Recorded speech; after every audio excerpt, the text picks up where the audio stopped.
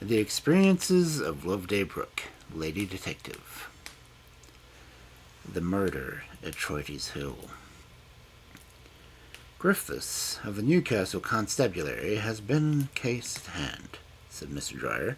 Those Newcastle men are keen-witted, shrewd fellows, and very jealous of outside interference. We only sent me under protest, as it were, because they wanted your sharp wits at work inside the house. I suppose throughout I am to work with Griffiths, not with you, said Miss Brooke. Yes, when I have given you to the outline of the facts of the case, I simply have nothing more to do with it, and you must depend on Griffiths for any assistance in any sort that you may require. Here, with a swig, Mr. Dyer opened his big ledger and turned rapidly over the leaves until he came to the heading, Troyte's Hill, and the date September 6th. I'm all attention, said Loveday, leaning back in her chair in her attitude of a listener. The murdered man, resumed Mr. Dyer, is a certain Alexander Henderson, usually known as Old Sandy, lodge keeper of Mr. Craven of Troyte's Hill, Cumberland. The lodge consists merely of two rooms on the ground floor and a bedroom and a sitting room. These Sandy occupied alone, having neither kith nor kin of any degree. On the morning of September 6th, some children going up to the house with milk from the farm noticed that Sandy's bedroom window stood wide open. Curiosity prompted them to peep in, and then, to their horror, they saw old Sandy in his nightshirt lying dead on the floor, as if he had fallen backwards from the window. They raised an alarm, and on examination it was found that death had ensued from a heavy blow on the temple, either given by a strong fist or some blunt instrument. The room, on being entered, presented a curious appearance. It was as if a herd of monkeys had been turned into it and allowed to work their impish will. Not an article of furniture remained in its place. The bedclothes had been rolled into a bundle and stuffed into the chimney. The bedstead, a small iron one, lay on its side, and one chair in the room stood on top of the table. Fender fire irons lay across the washstand, whose basin was to be found in the farther corner, holding bolster and pillow. The clock stood on its head in the middle of the mantelpiece. The small vases and ornaments were flanked on either side of it, or walking, as it were, in a straight line towards the door. The old man's clothes had been rolled up into a ball and thrown on the top of a high cupboard in which he kept his savings and whatever valuables he had. This cupboard, however, had not been meddled with, and its contents remained intact, so it is evident that robbery was not the motive of the crime. At the inquest, subsequently held, a verdict of willful murder against some person or persons unknown was returned. The local police are diligently investigating the affair, but as yet have no arrests been made. The opinion at the present prevails in the neighborhood is that the crime was perpetrated by some lunatic, escaped or otherwise, and inquiries were being made by local asylums as to anyone missing or lately released inmates. Griffiths, however, tells me that the suspicions set in another direction. Did anything of importance transpire at the inquest? Nothing especially important. Mr. Craven broke down in giving his evidence, which he alluded to be confidential relations that he had always subsisted between Sandy and himself, and spoke of the last time he had seen him alive. The evidence of the butler, or one or two of the female servants, seems clear enough, and they let fall something of a hint that Sandy was not altogether a favorite among them, on account of the overbearing manner in which he used his influence with his master. Young Mr. Craven, a youth about 19, home from Oxford after a long vacation, was not present at the inquest. A doctor's certificate was put in stating that he was suffering from typhoid fever, and could not leave his bed without risk to life. Now, this young man is a thoroughly bad sort, and as much a gentleman backleg as it is to be possible for such a young fellow to be. It seems to Griffiths that there is something suspicious about his illness. He came back from Oxford on the verge of delirium tremblings, pulling around that and this suddenly, and on the day of the murder, Mrs. Craven rings the bell, announces that he has developed typhoid fever, and orders a doctor to be sent for. What sort of man is Mr. Craven, Sr.? He seems to be a great, quiet fellow, and a scholar and learned philologist. Neither his neighbors nor his family see much of him. He almost lives in his study, writing a treatise, and 7 or 8 volumes on comparative philology. He is not a rich man. Troyte's Hill, though it carries a position in the country, is not a paying property, and Mr. Craven is unable to keep it up properly. I am told that he has had to cut down expenses on all directions in order to send his son to college, and his daughter from first to last has been entirely educated by her mother. Mrs. Craven was originally intended for the church, but for some reason or other, when he went to college, his career came to an end, and he did not present himself for ordination. Went out in Natal instead, where he obtained some civil appointment and where he remained for about 15 years. Anderson was his servant during the latter portion of his Oxford career, and he must have been greatly respected by him, for although the remuneration divided as small opponents of Natal was small, and he paid Sandy a regular yearly allowance out of it. When about 10 years ago, he succeeded to Troyte's Hill on the death of his elder brother, and returned home with his family. Sandy was immediately installed as a lodgekeeper, and at so high a rate of pay that the butler's wages were cut to meet it. That wouldn't improve the butler's feelings towards him, ejaculated Loveday. Mr. Dyer went on. But in spite of his high wages, he doesn't appear to have troubled much about his duties as lodgekeeper, for they were performed, as a rule, by the gardener's boy, while he took his meals and passed his time at the house, and, speaking generally, he put his finger into every pie.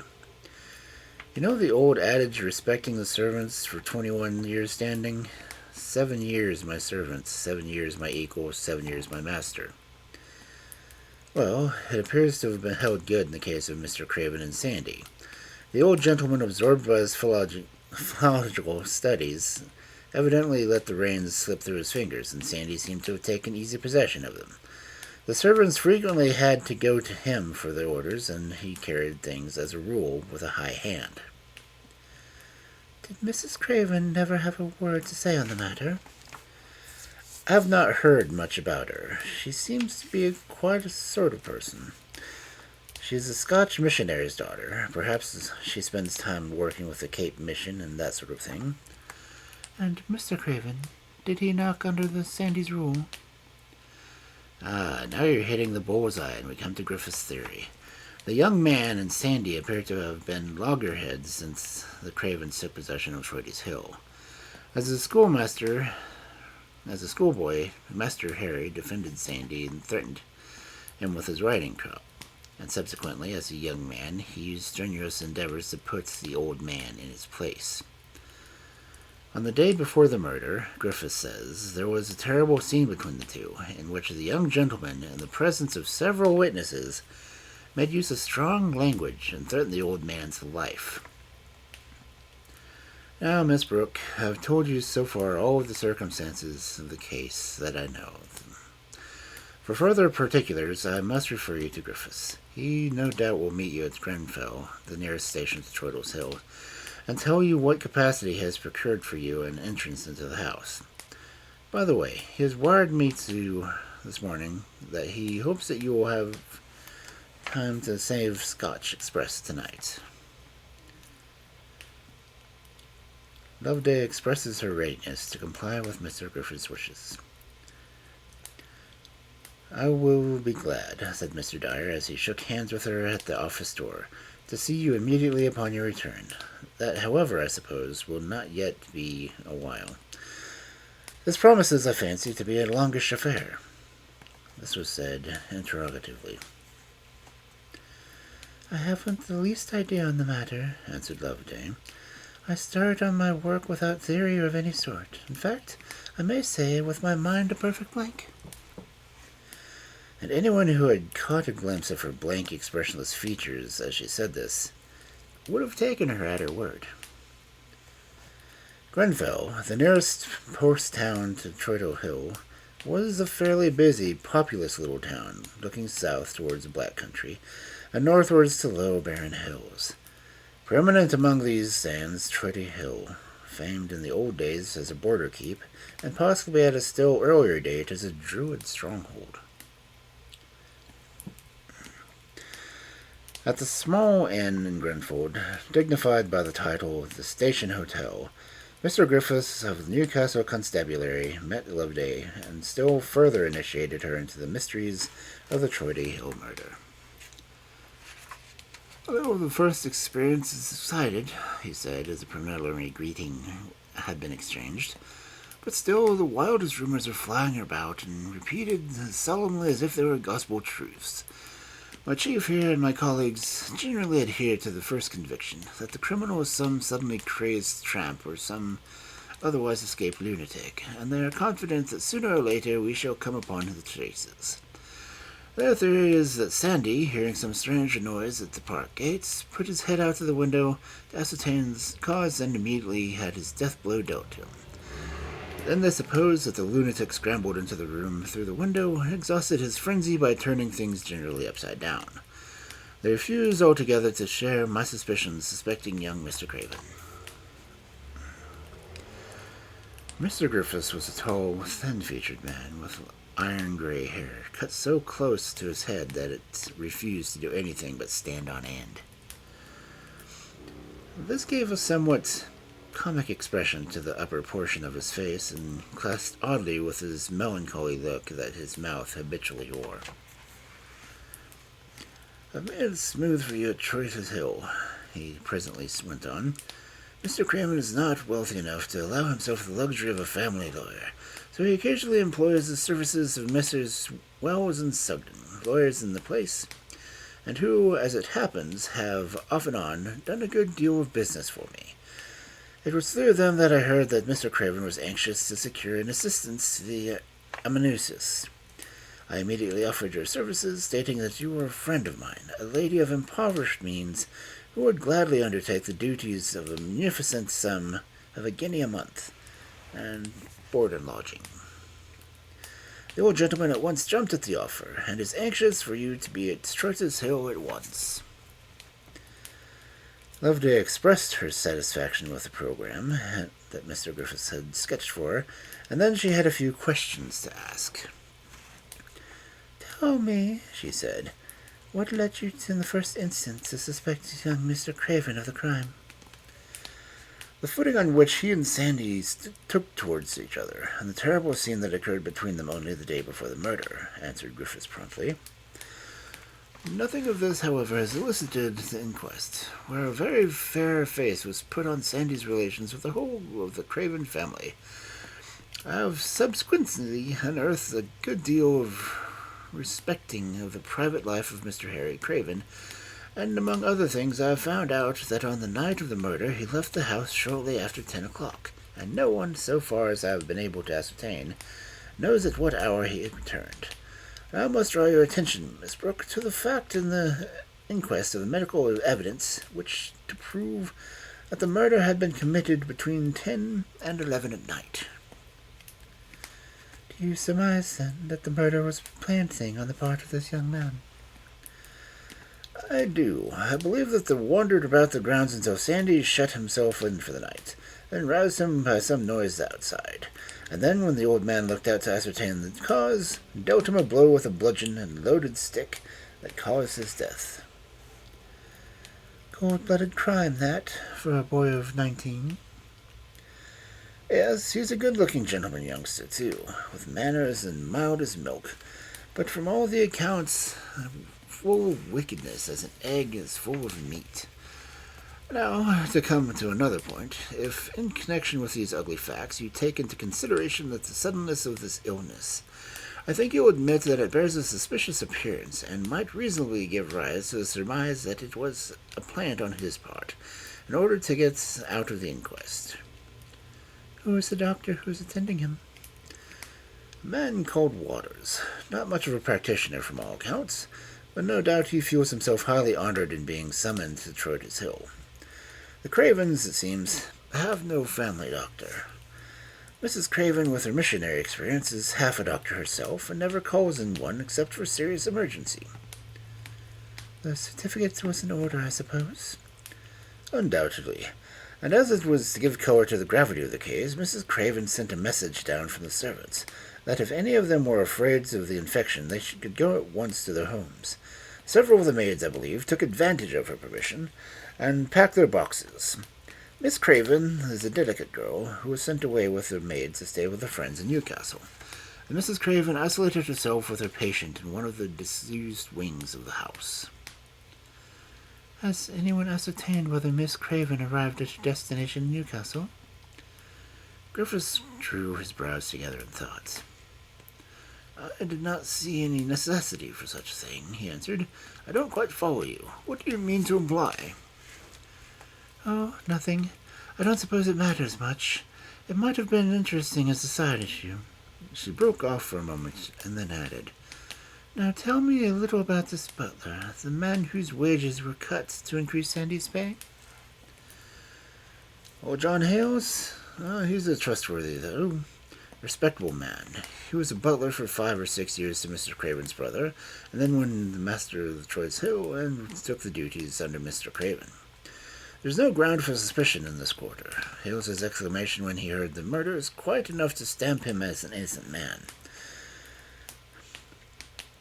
Serve the cold idiot right, he cried. I couldn't pin up a tear for him, and if I tried, it's a month of Sundays. Now I take it, Miss Brooke, a guilty man wouldn't dare to make such a speech as that. You think not? Griffiths stared at her. I'm a little disappointed in her, he thought. I'm afraid her powers have been quite slightly exaggerated, if she can't see such a straightforward thing as that. Aloud he said, a little sharply, Oh, no, I don't stand alone in my thinking.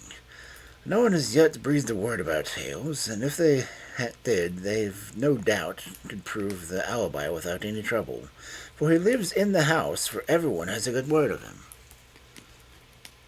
I suppose Sandy's lodge has been put into order at this time? Yes, after the inquest, when all possible evidence had been taken, everything was put straight. At the inquest, it was stated that no marks of footsteps could be traced in any direction. The long draughted would have rendered such a thing impossible, let alone the fact that Sandy's lodge stands right at the gravelled driveway without flower beds, or grass borders, or anything of the sort around it. But look here, Miss Brooke, don't you be wanting your time at the lodge and its surroundings. Every iota of the facts in the matter has been gone through over and over again by me and the chief. What we want you to do is go straight into the house and concentrate attention on Master Harry's sick room, and find out what's going on there. What did he do outside the house on the 6th? And no doubt I shall find able to find out myself. Now, Miss Brooke, you've asked me no end of questions, to which I have replied as fully as it is in my power to do so. Will you be good enough to answer one question that I wish to put as straightforwardly as I have answered yours?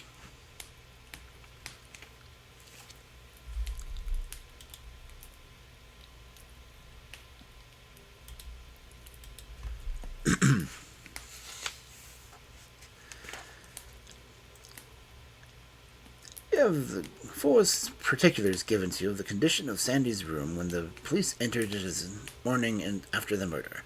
No doubt, at the present, you can see it all in your mind's eye. The bedstead on its side, the clock on its head, the bedclothes halfway up the chimney, the little vases and ornaments walking in a straight line towards the door. Loveday bowed her head. Very well. Now will you be good enough to tell me what the scene confusion recalls to your mind before anything else? The room of an unpopular Oxford freshman after a raid upon its undergrads, answered Loveday promptly. Mr. Griffiths rubbed his hands. Quite so, he ejaculated. I see, after all, that we are at one heart in this matter, in spite of the little surface disagreement of ideas. Depend upon it, by and by, like the engineers tunneling from different quarters under the Alps, we shall meet at the same point and shake hands. By the way, I have arranged the daily communication between us through the postboy who takes the letters to Troyte's Hill. He is trustworthy, and any letter you give him for me will find its way into my hands within an hour. It was about 3 o'clock in the afternoon when Loveday drove through the park gates of Troyte's Hill, past the lodge where old Sandy had met his death. It was a pretty little cottage, covered with Virginia creeper and wild honeysuckle, and showing no outward sign of the tragedy that had been enacted within. The park and pleasure grounds of Troyte's Hill were extensive, and the house itself was a somewhat imposing red brick structure, built possibly at the time in which Dutch William's taste had grown popular in the country. The frontage presented a somewhat forlorn appearance, its center windows, a square of 8, alone seeming to show signs of occupation. With the exemption of 2 windows at the extreme end of the bedroom floor, the north wing, where possibly the invalid and his mother were located, and 2 windows with the extreme end of the ground floor of the south wing, which Loveday ascertained subsequently which those were Mr. Craven's study. Not a single window in either wing owned a blind or curtain. The wings were extensive, and it was easy to understand that an extreme end of one for the fever patient would be isolated from the rest of the household, and that the extreme end of the other Mr. Craven could secure in the quiet and freedom of interruption, which, no doubt, were essential in his due prosecution of his philological ideas. Alike on the house were ill-kept grounds, where present the stamp of the smallness of the income of the master and owner of the place. The terrace, which ran from the length of the house to the front, and onto which every window on the ground floor opened, was miserably out of repair. Not a lintel or post or window ledge or balcony, but what seemed to cry aloud for the touch of a painter. "Pity me, I have seen better days," Loveday could fancy written a legend across the red brick porch, which gave entrance to the old house. The butler, John Hales, admitted Loveday, shouldered her portmanteau, and told her he would show her to her room. He was a tall, powerfully built man with a ruddy face and dogged expression of countenance. It was easy to understand that, off and on, there must have been a many sharp encounter between him and old Sandy. He treated Loveday in an easy, familiar fashion, evidently considering that the amnesius took much of the same rank as a nursery governess. That is to say, a little below a lady's maid and a little above a housemaid. "We're short of hands, you know," he said, with a broad Cumberland dialect. He led the way up some wide staircase. "Some of the lasses downstairs took fright at the fever and went home. Cook and I are single-handed, and Moggy, the only maid left, has been told off to wait on Madam and Master Harry. I hope you're not afraid of a little fever?" Loveday explained that she was not, and asked if the room at the extreme end of the north wing was the one assigned to Madam and Master Harry. "Yes," said the man. "It's a convenience for sick nursing. There's a flight of stairs that runs down from it to the kitchen quarters. We put all Madam wants on the foot of those stairs, and Moggy comes down and fetches it.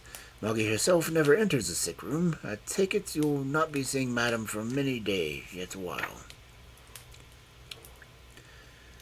"When shall I see Mr. Craven? At dinner tonight?" "That's what nobody can say," said Hales. "He may not come out of his study till past midnight. Sometimes he sits there till 2 or 3 in the morning. Shouldn't advise you to wait till he wants his dinner. Better have a cup of tea and chops sent up to you. Madam never waits for him any more."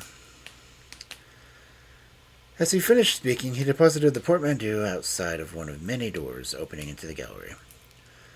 "This is Miss Craven's room," he went on. "Cook and me thought you'd better have it, as it would start to less wanting to get ready from the other rooms.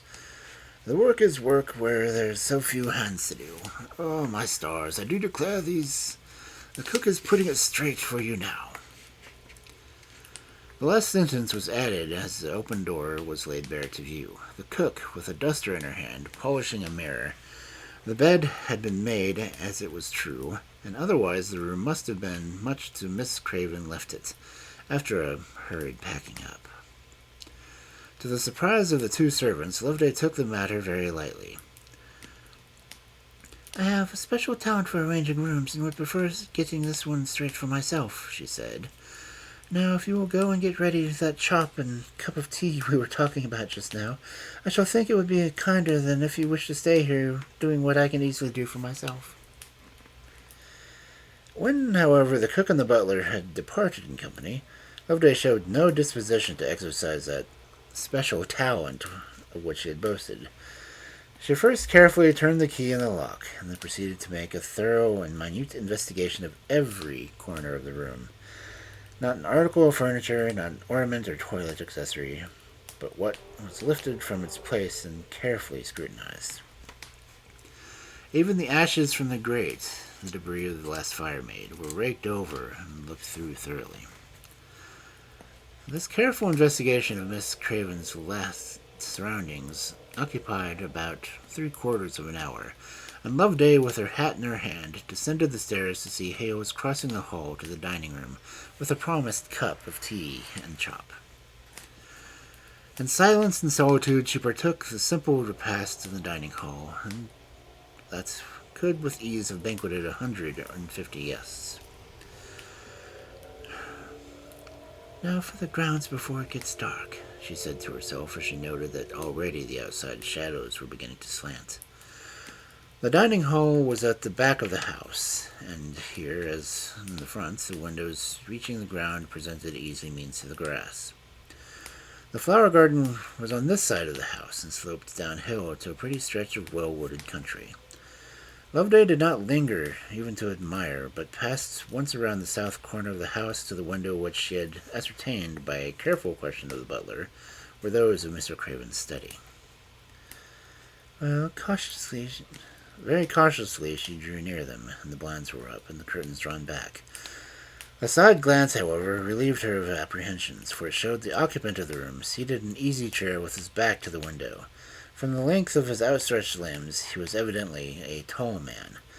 His hair was silvery and curly, and the lower part of his face was hidden from her view by the chair, but she could see in one hand pressed tightly against his eyes and brows. The whole attitude was that of a man absorbed in deep thought. The room was comfortably furnished, but presented an appearance of disorder from the books and manuscripts scattered in all directions. The whole pile of torn fragments of foolscap sheets, overflowing from a waste paper basket outside the writing table, seemed to proclaim that fact that the scholar had of late grown weary or dissatisfied with his work, and had condemned it freely. Although Loveday stood looking in this window for over 5 minutes, not the faintest sign of life did that tall, reclining figure give, and it would have been as easy to believe him locked into sleep as in thought. From here she turned her steps to the direction of Sandy's lodge.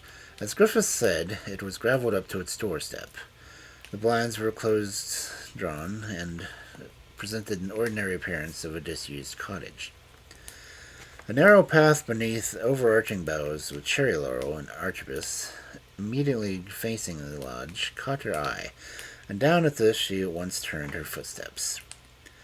This path led, with many a wind and turn, through a belt of shrubbery that skirted the frontage of Mr. Craven's grounds, and eventually, after much zigzagging, ended up in close proximity to the stables.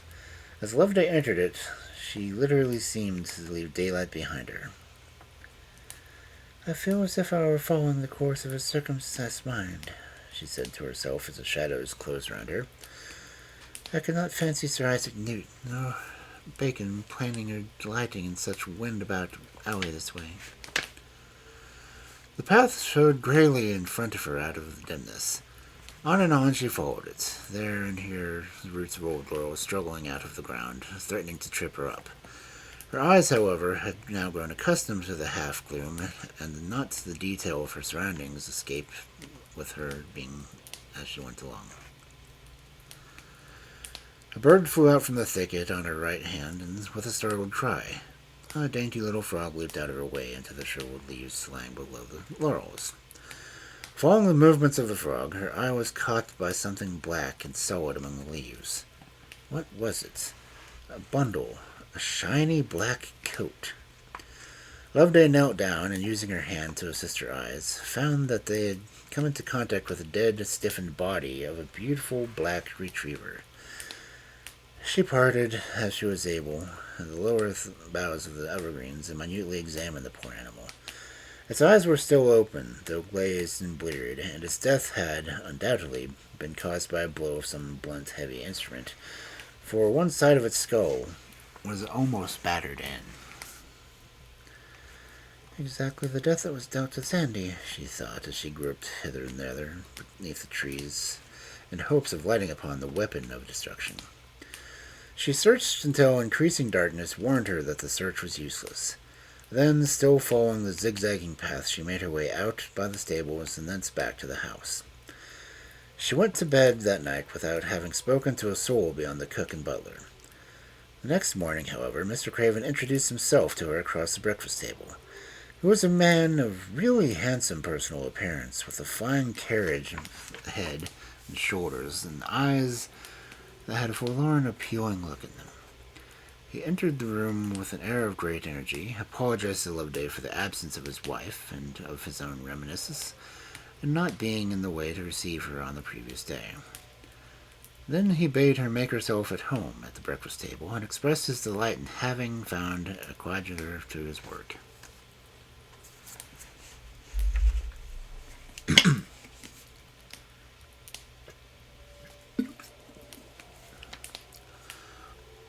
I hope you understand what his great, stupendous work it is, he added when he sank into his chair. It's a work that will leave its impress upon the thought in the ages to come. Only a man who's had studied comparative philology, as I have for the past 30 years, could gauge the magnitude of what the task that I have set myself. With the last remark, the energy seemed spent, and he sank back into his chair, covering his eyes with his hand in precisely the same attitude as that in which Loveday had seen him the night, and utterly oblivious to the fact that breakfast was before him, and a stranger guest was seated at the table. The butler entered with another dish. "Better go on with your breakfast," he answered to Loveday. "You may sit like that for another hour." He placed his dish in front of his master. "Captain hasn't come back yet, sir," he said, making an effort to arouse him from his reverie. What?" said Mr. Craven, for a moment lifting his hand from his eyes. "Captain, sir, the black retriever," repeated the man. The pathetic look in Mr. Craven's eyes deepened. Poor Captain," he murmured. "The best dog I ever had." Then he sank back into his chair, putting his hand onto his forehead. The butler made one more effort to arouse him. "Madam sent you down a newspaper, sir, that she thought you would like to see." He shouted almost into his master's ear, and at the same time laid the morning paper on the table beside his plate. "Confound you, leave it there," said Mr. Craven irritably. "Fools, dolts, that you all are. With your trivialities and interruptions, so you're sending me out into the world with my study undone." And again he sank back into his chair and closed his eyes and became lost to his surroundings. Loveday went on with her breakfast. She changed her place at the table to come to Mr. Craven's right hand, so that the newspaper sent down to the perusal lay between his plate and hers. It was folded into an oblong shape, as if it were wished to direct attention upon a certain portion of a certain column. The clock in the corner of the room struck an hour with a loud, resonant tone. Mr. Craven gave a start and rubbed his eyes. "Yep, what's this?" he said. "What meal are we at?" He looked around with a bewildered air. Who are you?" he went on, staring at Loveday. "What are you doing here? Where's Nina? Where's Harry?" Loveday began to explain, and gradually recollection seemed to come back to him. Yes, he said. "I remember. You've come to assist me with my great work. You promised, to help me out with a hole if I got into you. Very enthusiastic. I remember they said you were on certain abstruse points of comparative philology. Now, I've forgotten your name. Tell me a little of what you know about the elemental sounds of speech, that are common in all languages. Now, to know how many you would reduce the elemental sounds to 6, 8, 9? No, we won't discuss the matter here. The cups and saucers distract me. Come into my den at the other end of the house, and we'll have perfect quiet there. And utterly ignoring the fact that he had not yet broken his fast, he rose from the table, seized Loveday by the wrist, and led her down the rooms and down to the long corridor that led through the south wing to his study. But seated in that study, his energy once more speedily exhausted itself. He placed Loveday into a comfortable chair at his writing table, consulted her to taste as to pens, and spread a sheet of foolscap before her. Then he settled himself in his easy chair and went back to the light, as if he were about to dictate folios to her. In a loud, distinct voice, he repeated the title of his learned work, then the subdivision, then the number and the heading of the chapter that was at present engaging his attention. Then he put his hand to his head. "It's the elemental sounds that are my stumbling block," he said. "Now, how on earth is it possible to get a notion of a sound of agony that is not part of a sound of terror, or a sound of surprise that is not part of a sound of either joy or sorrow?" With his energies were spent, although Loveday remained seated in the study from early morning until daylight began to fade, she had not 10 sentences to show for her day's work of assignation. Loveday and all spent only 2 clear days at Troyte's Hill. On the evening of the first of those days, Detective Griffiths received, through the trustworthy postboy, the following brief note from her. "I found out that Hales owned Sandy, close upon £100, which he had borrowed at various times. I don't know whether you will think this fact of importance. L.B." Mr. Griffiths repeated the last sentence blankly. "If Harry Craven were put upon his defense, his counsel, I take it, would consider the fact that of first importance," he muttered. And in the remainder of the day, Mrs. Griffiths went about his work in a perturbed state of mind, doubtful whether to hold on or let go of the theory concerning Harry Craven's guilt. The next morning there came another brief note from Loveday, which ran thus.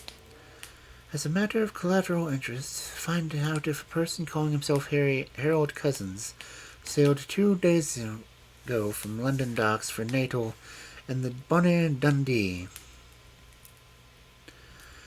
To this massive Loveday received, in response, the following somewhat lengthy dispatch.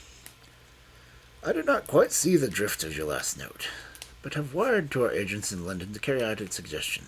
On my part, I have important news to communicate. I found out that Harry Craven's business out of doors on that night of the murder. At my instance, a warrant has been issued for his arrest. This warrant, it will be my duty to serve him in the course of today. Things are beginning to look very black against him, and I am convinced his illness is a sham. I have seen Walters, the man who is supposed to be attending him, and have driven him into the corner to make him admit that he has only seen young Craven once, on the first day of his illness, and that he gave his certificate entirely on the strength of what Mrs. Craven told him of her son's condition. On the occasion of this, his first and only visit, the lady, it seems, also told him that it would not be necessary for him to continue his attendance, as she felt herself competent to treat the case, having had so much experience in fever cases among the blacks of Natal. As I left Walter's house, the electricity of this important information, I was accosted by a man who keeps a low-class inn at the place, McQueen by name. He said that he wished to speak to me on a matter of importance. To make a long story short, this McQueen stated that on the night of the 6th, shortly after 11 o'clock, Harry Craven came to his house, bringing with him a valuable piece of plate, a handsome appointment, and requested him to lend him £100 on it, and he hadn't a penny in his pocket. McQueen complied with this request to the extent of 10 sovereigns, and now, in the fit of a nervous terror, comes to me to confess himself a receiver of stolen goods, and play the honest man. He says he noticed that the young gentleman was very much agitated as he made the request, and he also begged him to mention his visit to no one. Now I am curious to learn how Master Harry will get over the fact that he passed the lodge at the hour at which the murder was most probably committed, and how he will get out of the dilemma of having repassed the lodge on his way back to the house, and not notice the wide-open window with a full moon shining down on it. Another word, keep out of the way when I arrive at the house, somewhere between 2 and 3 in the afternoon, to serve the warrant. I do not wish your professional capacity to get wind, for you will not likely be yet of some use in the house. S3. Loveday read this note, seated at Mr. Craven's writing table, with the old gentleman himself reclining motionless beside her in his easy-chair. A little smile played about the corners of her mouth as she read over the words again. For you will most likely yet be of some use to us in the house. Loveday's second day in Mr. Craven's study promised to be as unfruitful as the first. For fully an hour after she had received Mr. Griffith's note, she sat at the writing table with her pen in hand, ready to transcribe Mr. Craven's inspirations. Beyond, however, the phrase muttered with closed eyes, "It's all here in my brain, but I can't put it into words." Not a half-syllable escaped his lips. At the end of the hour, the sound of footsteps on the outside gravel made her turn her head towards the windows. It was Griffiths approaching with 2 constables. She heard the hall door opened to admit them, but beyond that, not a sound reached her ear, and she realized how fully she was cut off from the communications of the rest of the household at the farther end of the unoccupied wing. Mr. Craven, still reclining in a semi-trance, evidently had not the faintest suspicion that so important an event as the arrest of his son on the charge of murder was about to be enacted in his house. Meanwhile, Griffiths and his constables had mounted the stairs leading to the north wing, and were being guided through the corridors to the sick room by the flying figure of Moggy, the maid. "Mistress!" cried the girl. "There are 3 men coming up the stairs, policemen every one of them. You come to ask what you want." Outside the door of the sick room stood Mrs. Craven, a tall, sharp-featured woman with sandy hair, growing rapidly gray. "What is the meaning of this? What is your business here?" she said hotly, addressing Griffiths, who headed to the party. Griffiths respectfully explained that the business was, and requested her to stand on one side that he might enter her son's room. "This is my daughter's room. Satisfy yourself of the fact," said the lady, throwing her back against the door as she spoke. And Griffiths and his confreres entered, to find Miss Craven, looking very white and scared, seated beside the fire in a long flowing robe of chamber. Griffiths departed in haste and confusion, without the chance of professional talk with Loveday. That afternoon saw him telegraphing wildly in all directions and dispatching messengers in all quarters. Finally, he spent over a half-hour of the elaborate point to the chief of Newcastle, assuring him to the identity of one Harold Cousins, who had sailed the Bonnie Dundee for Natal with Harry Craven of Troyte's Hill, and advising that the police authorities in that faraway district should be immediately communicated with. The ink had not dried on the pen with the reports was written before the note, and Loveday's writing was put into his hand. Loveday evidently had had some difficulties in finding a messenger for this note, for it was brought to the gardener's boy, who informed Griffiths that the lady had said he would receive gold sovereign if he delivered the letter all right. Griffiths paid the boy and dismissed him, and then proceeded to read Loveday's communication. It was written hurriedly, in pencil, and it ran as follows. "Things are getting critical here. Directly you receive this, come up to the house with 2 of your men, and post yourselves anywhere on the grounds where you can see and not be seen. There will be no difficulty in this, for it will be dark by the time you get here, and are able to be here. I am not sure whether I shall want you to aid tonight, and you had better keep to the grounds until morning in case of need. But above all, never once lose sight of the study windows. This is underscored. If I put a lamp with green shade in one of those windows, do not lose a moment in entering by that window, which I will contrive to keep unlocked." Detective Griffiths rubbed his forehead, rubbed his eyes, and then he finished reading this. Well, I dare say it's all right, she said, but I'm bothered. That's all of it. And for the life of me, I can't see one step of the way she's going. He looked at his watch. The hands pointed at the 6:15, and the short September day was rapidly drawing to a close. A good 5 miles lay between him and Troyte's Hill, and there was evidently not a moment to lose. At the very moment that Griffiths with 2 constables were once more staring at the Grenfell High Road, behind the best horse they could procure, Mr. Craven was rousing himself from his long slumber and beginning to look round him. That slumber, however, though long, had not been a peaceful one, and it was sundry of the old gentleman's muttered exclamations. They stared uneasy in his sleep, that had caused Loveday to pin, and then to creep out of the room to dispatch her hurried note. What event in the occurrence in the morning had had upon the household generally, Loveday, in her isolated corner of the house, had no means of ascertaining. She only noted that when Hales brought her tea, and he did precisely at 5 o'clock, he wore a particularly ill-tempered expression of countenance, and she heard him mutter as he set down the tea-tray that something about being a respectable man and not used to such goings-on. It was not until nearly an hour and a half after this that Mr. Craven had awakened with a sudden start, and looking wildly about him, had questioned Loveday, who had entered the room. Loveday explained that the butler had brought in lunch at 1 and tea at 5, but since no one had come in. "That's false," said Mr. Craven, with a sharp, unusual sort of tone. "I saw him sneaking around the room, the whining, canting hypocrite, and you must have seen him too. Didn't you hear him say in a squeaky voice, 'Master, I know your secret'?" He broke off abruptly, looking wildly about. "Eh? What's this?" he entered. No, it's all wrong, Sandy's dead. He buried. They held an inquest on him, and he was praised up as if he were a saint." "He must have been a bad man, that old Sandy," said Loveday sympathetically. You're right," cried Mr. Creeves, springing up excitedly from his chair and seizing her by the hand. "If ever a man deserved death, he did. For 30 years he held that rod over my head, and then, where is I?" He put his hand to his head and again sank, as if exhausted, into his chair. "I suppose it is some sort of early indiscretion of yours in college that he knew of," said Loveday, eager to get to as much of the truth as possible while the mood for conference held sway in the feeble brain. "That was it. I was a fool enough to marry a disreputable girl, a barmaid in the town, and Sandy was present at the wedding then, and..." Here his eyes closed again, and his mutterings became incoherent.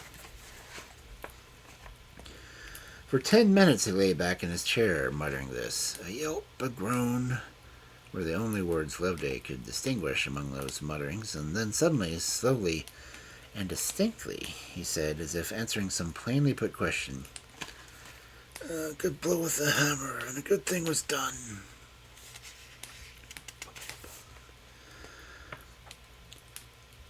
"I should like amazingly to see that hammer," said Loveday.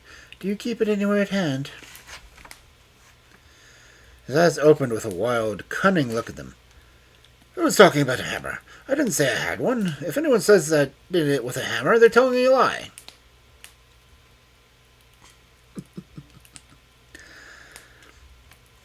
"You've spoken to me about the hammer 2 or 3 times," said Loveday calmly. "The one that killed your dog, Captain, and I should like to see it, that's all." A look of cunning died out of the old man's eyes. Poor Captain, splendid dog, that. Well, now, where are we? Where did we leave off? I remember it. It was elemental sounds of speech that what bothered me that last night. Were you here then? No, I remember. I've been trying all day to assimilate a dog's yelp of pain to a human groan, and I couldn't have done it. The idea haunted me. Followed me wherever I went. If they both sound elementally similar, they must have something in common, but the link between them I could not find. Then it occurred to me, would a well-bred, well-trained dog like my Captain in the stables there, at the moment of death, give an unmitigated, cherished yelp? Or would there be something of a human note of his death cry? The thing was worth putting to a test, and I could hand me down the treatise, a fragment on the fact of the matter. It would be worth a dozen dogs' lives. So I went out into the moonlight. But you know all about it now, don't you? Yes, poor Captain. Did he help her groan? Well, he gave a loud, long, hideous yelp, just as one had done a common cur. I might have just as well done them alone. And only such that other brute opened his window and spying out on me, and saying in his cracked old voice, Master, what are you doing out here at the time of night? Again he sank back in his chair, muttering incoherently with half-closed eyes. Loveday let him alone for a minute or so. Then she had another question to ask. And that other brute, did he yelp or groan when you dealt him his blow? What, old Sandy the brute? He fell back. I remember you said you would like to see the hammer that stopped him babbling his old tongue now, didn't you? He rose a little unsteady from his chair and seemed to drag his long limbs with an effort across the room to the cabinets at the farther end. Opening a drawer in his cabinet, he produced, from the midst some specimens of strata and fossils, a large-sized geological hammer. He brandished it for a moment over his head, then paused with his finger on his lip. Hush, he said. We shall have the fools creeping in to peep at us if we don't take care. And to Loveday's horror, he suddenly made to the back door, turned the lock on the key and withdrew it, and put it in his pocket. She looked at the clock. The hands were pointed at 7:30. Had Griffiths received her note at the proper time, and were the men on the grounds now? She could only pray that they were.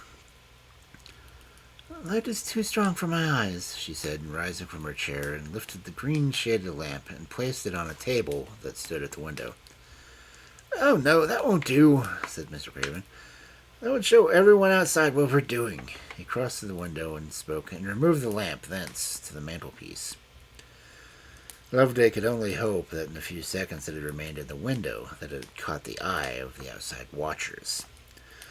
The old man beckoned to Loveday to come near and examine the deadly weapon. Give it a good swing around, he said, suiting the action to the word, and down it came with a splendid crash. He brought the hammer within an inch of Loveday's forehead.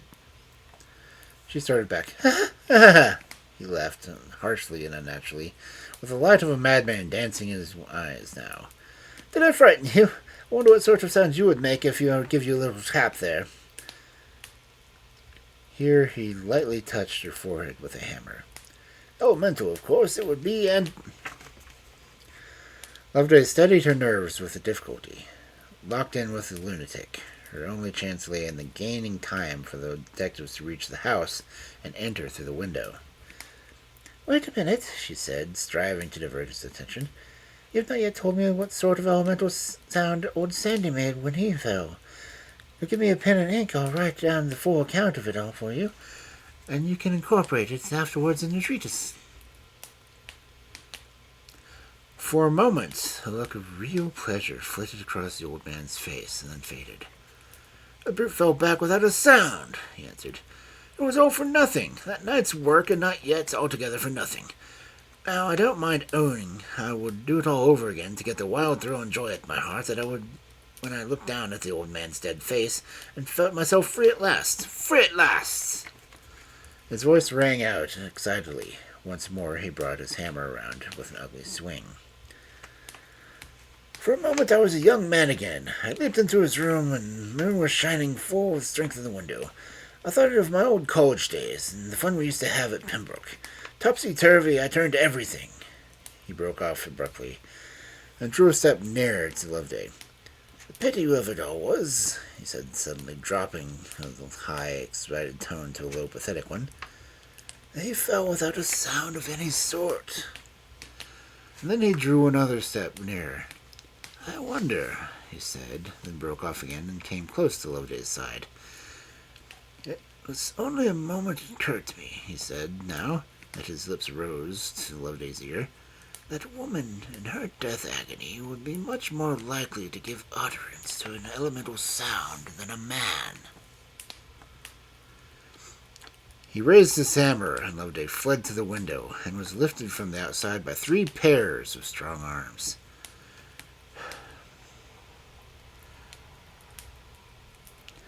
I thought I was conducting my very last case. I never had such a narrow escape before, said Loveday as she stood talking to Mr. Griffiths on the Greenwell platform, awaiting the train to carry her back to London.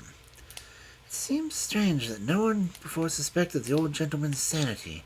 I suppose, however, people were so used to his eccentricities that they did not notice how they were deepened into positive lunacy. His cunning evidently stood him in good stead in the inquest. It is possible, said Griffiths thoughtfully, that he did not absolutely cross the very slender line that divides eccentricity from madness until the murder. The excitement consequent upon the discovery of the crime may just have pushed him over the board. Now, Miss Brooke, we have exactly 10 minutes before your train comes. I should feel greatly obliged to you if you would explain one or two things that have professional interest to me. With pleasure, said Loveday. Put your questions into categorical order, and I will answer them. Oh, then, in the first place, what suggested to your mind the old man's guilt? The relations that subsided between him and Sandy seemed to me to savor too much of fear than of one side, and on power on the other. Also, the income paid to Sandy during Mr. Craven's absence in Natal before, to my mind, an unpleasant resemblance to hush money. Poor wretched thing, and I hear that, after all, the women he married in the wild young days died soon after to drink. I have no doubt, however, that Sandy sedulously kept one in fiction of his existence, even after his master's second marriage. Now, for another question. How was it that you knew Miss Craven had taken her brother's place in the sick room? On the evening of my arrival, I discovered a rather long pair of fair hair in an unswept fireplace in my room, which, as it happened, was usually occupied by Miss Craven. It had once occurred to me that the young lady had been cutting off her hair, and that there must be some powerful motive to induce such a sacrifice. The suspicious circumstances attending her brother's illness soon supplied me with such a motive. Ah, the typhoid fever business was very cleverly done. Not a servant in the house, I verily believe, and who would have thought Master Harry was upstairs ill, and Miss Craven away at her friends in Newcastle? The young fellow must have got clear to start off in the hour of the murder. The sister sent away the next day to Newcastle, dismissed her maid there, as here, and on the plea of no accommodation at her friend's house. Sent the girl to her own home on holiday, and treated herself to Troyte Hill in the middle of the night, having walked the 5 miles to Grenfell. No doubt her mother admitted her through one of those easily opened front windows, and cut her hair, and put her to bed to impersonate her brother without delay. With Miss Craven's strong likeness to Mr. Harry, and the darkness of the room, it was easy to understand that the eyes of the doctor, personally unacquainted with the family, might easily be deceived. Now, Miss Brooke, you must admit that, with all this elaborate chicanery and double dealings going on, it was only natural that my suspicions should set strongly in that quarter. I read it all in another light, you see, said Loveday. It seemed to me that the mother, knowing her son's evil proclivities, believed in his guilt, in spite, possibly, of his assertions of innocence. The son, most likely, on his way back to the house after pledging the family plate, had met old Mr. Craven with a hammer in his hand. Seeing no doubt how impossible it would be for him to clear himself without incriminating his father, he preferred a flight to Natal and giving evidence in the inquest. Now, about this alias, said Mr. Griffiths briskly, for the train had a moment streaked into the station. How did you know that Harold Cousins was identical to Harry Craven, and had sailed upon the Bonnie Dundee? Oh, that was easy enough, said Loveday as she stepped onto the train. A newspaper sent down to Mr. Craven by his wife was forwarded as to direct his attention to the shipping list. In it I saw that the Bonnie Dundee had sailed 2 days previously for Natal. Now, it was only natural to connect Natal with Mrs. Craven, who had passed the greater part of her life there. It was easy to understand her wish to get her scapegrace son among her earlier friends. The alias under which she had sailed came already enough to light. I found it scribbled over one of Mr. Craven's writing pads in the study. Evidently it had been drummed into his ears by his wife of his son's alias, and the old gentleman was taken with his method of fixing it to memory. We'll hope that the young fellow under his new name will make new reputation for himself. At any rate, he'll have a better chance of doing so with the ocean between him and his evil companions. No, it's goodbye, I think. Oh, said Mr. Griffins, it is au revoir, for you will have to come back again for the assizes, and give the evidence that will shut old Mr. Craven in an asylum for the rest of his life.